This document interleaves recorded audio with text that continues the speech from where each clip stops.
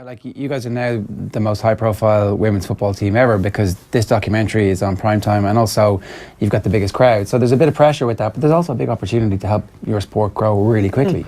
Yeah, and I think we're very aware of that, and we've kind of taken that job on board, and something as a team we feel strongly about, and Mick and the management feel strongly about, that we're in a position that we can influence the sport, women's sport in general, and put a positive spin on it as much as we can and promote it as much as we can. Was that part of the conversation when you were offered the documentary? Because we heard later that the Cork team had been offered a documentary and turned it down, and I was kind of a bit surprised at that, to be honest.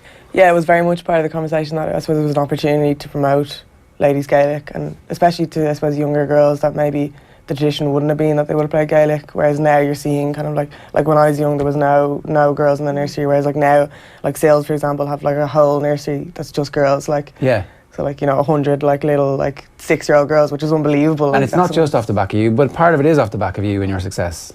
Yeah, I suppose as a young person you always want someone to look up to, so having, you know, the exposure we do on social media and then having the documentary, it's great for younger girls to be able to identify and recognise, you know, women in sport. Yeah, because you had a team night, there's a scene in the documentary, there's a team night, is it 10 days out from the All-Ireland final where you're all there signing and it's really late and it's kind of, everybody's complaining about the cold, but like it's really close to the All-Ireland final, you know, when normally All-Ireland teams are in lockdown, it's a bubble and it's like, oh, we're not allowed to talk about anything, but you're actually having crack with the kids.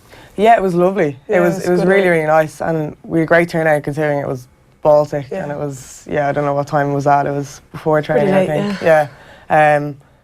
But it was really nice, and I suppose it kind of gives you sort of a sense of maybe more than just kind of you. Yeah. And it was really nice that like all these like girls and boys as well like could come out and I suppose look up to you, and kind of puts a bit more gravitas behind it. Yeah.